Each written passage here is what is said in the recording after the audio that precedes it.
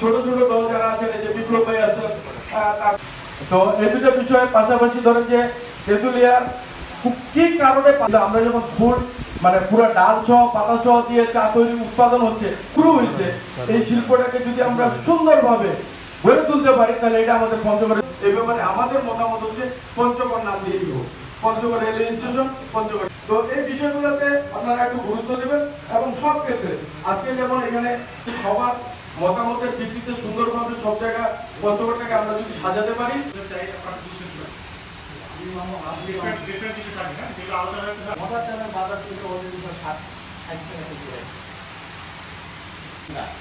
একদিকে খরা একদিকে বন্যা আমাদের একটাই কথা হচ্ছে শুধু যে যোগ্য এবং যার ২৪ জন ডাক্তার অথরাইজ ২০ জন ডাক্তার অথরাইজ বিভিন্ন কমিটি বা অমুক তমুক বিভিন্ন জায়গায় কথাটা আমরা সকলে বলছি, কিন্তু মেইন যে কথাটা ছিল যে বৈষম্য, অর্থাৎ কোনো সিদ্ধান্ত অলরেডি চলে আসে, অর্থাৎ সরকার আমলে কি করবে, কতটুকু কিনবে।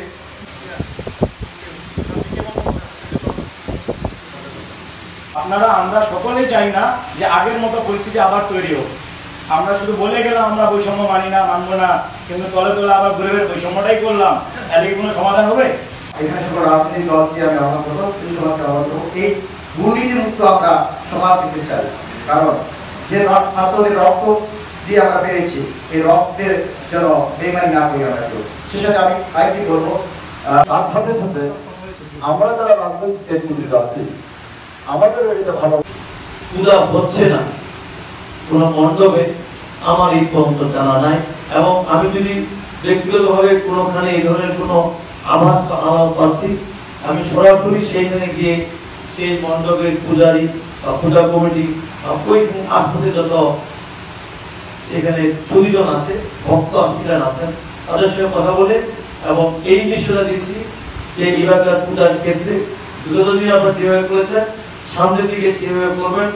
এর জন্য আমাদের প্রশাসন থেকে সহযোগিতা করবে এবং আমার রাজনৈতিক দলগুলো আপনাদেরকে সেইভাবে সহযোগিতা করবে।